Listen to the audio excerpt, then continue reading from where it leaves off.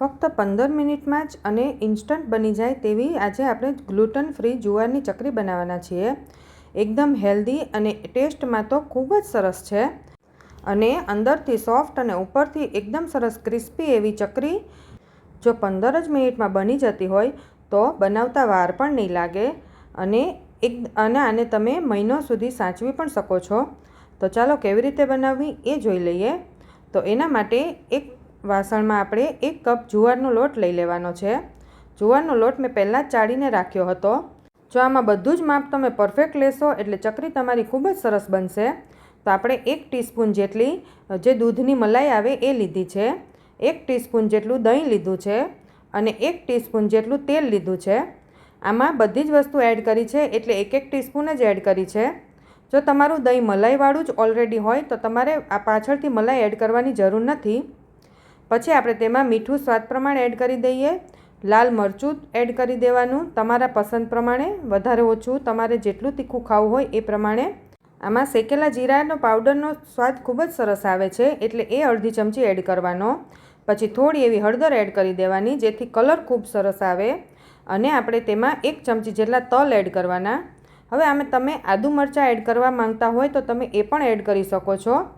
હવે આ બધી જ વસ્તુને પહેલાં સારી રીતે મિક્સ કરી દેવાનું અને તમે હાથથી ટચ કરી શકો એવું ગરમ પાણી લેવાનું છે।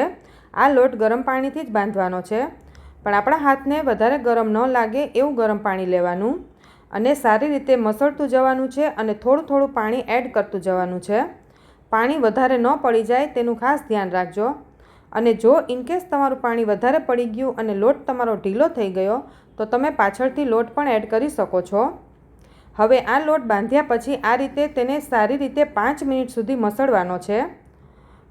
એકદમ મસળવાથી લોટ એકદમ સરસ ચીકણો પણ થઈ જશે અને ચકરી આપણી એકદમ સરસ બનશે। ને આ લોટને આપણે જ્યારે ચકરી બનાવતા હોઈએ ત્યારે ચકરી આપણી ફાટે નહીં એ ટાઈપનો લોટ હોવો જોઈએ। તો તમે ચકરી બનાવીને જો તમે ચકરી ફાટતી હોય તો તેમાં તમે થોડું પાણી નાખીને લોટને આ રીતે પાછો મસળી લેવાનો। હવે આપણે આ રીતે ચકરીનું મશીન લઈ લઈએ અને તેમાં ચકરી પાડવાની જે પ્લેટ આવે એ મૂકી દેવાની અને આપણે હવે ચકરી પાડી લઈએ। તો આ રીતે તમે કોઈ પણ પ્લેટ લઈ શકો છો। હું અહીંયા પાટલી પર જ પાડું છું અને તમારે જેટલી નાની મોટી કરવી હોય એ પ્રમાણે તમે ચકરી પાડી શકો છો અને છેલ્લે આ રીતે આપણે તેને લગાવી દેવાની અને આ રીતે સેજ પ્રેસ કરી દેવાની। હવે આ રીતે આપણે બીજી ચકરી પણ પાડી લઈએ। આ રીતે તમે ડાયરેક્ટ ગોળ ગોળ કરતું જવાનું અને ચકરી ખૂબ જ સરસ એવી બની જશે, જરા પણ તૂટશે પણ નહીં।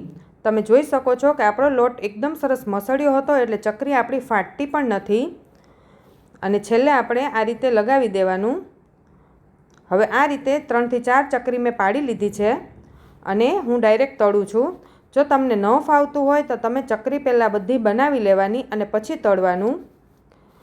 હવે આપણે મીડિયમ ટુ સ્લો ફ્લેમ પર ચકરીને તળી લઈએ અને ચકરી આપણે એડ કરીએ એટલે એની જાતે જે ઉપર આવશે થોડી વાર પછી અને એકવારમાં વધારે એક સાથે ચકરી નહીં એડ કરી દેવાની નહીંતર તૂટી જશે। આ રીતે 4 થી 5 ચકરી જ એડ કરવાની અને તેને 2 થી 3 મિનિટ સુધી આ રીતે ચડવા દેવાનું। પછી જ તેને આપણે પલટાવવાની જેથી ચકરી આપણી એકદમ સરસ ક્રિસ્પી થઈ જશે, પછી તૂટશે નહીં। હવે આ રીતે તમે જોઈ શકો છો કે 2 થી 3 મિનિટ પછી જ હું આ રીતે પલટાવું છું અને ચકરી પાછળથી ક્રિસ્પી પણ થઈ ગઈ છે।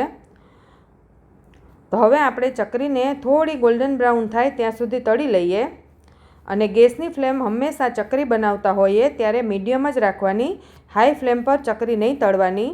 જો તમે હાઈ ફ્લેમ પર તળશો તો ચકરી આપણી ગોલ્ડન બ્રાઉન રંગની થઈ પણ જશે પણ પાછળથી છે ને સોફ્ટ થઈ જશે।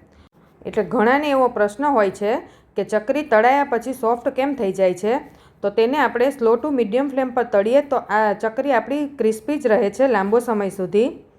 આ ચકરી તમે સવારના નાસ્તામાં પણ ખાઈ શકો છો, બાળકોને લંચ બોક્સમાં પણ આપી શકો છો અને દિવાળીનો નાસ્તો હોય કે સાતમ આઠમનો નાસ્તો હોય ત્યારે પણ તમે બનાવીને રાખી શકો છો। તો તમે પણ ઘરે જરૂરથી ટ્રાય કરજો।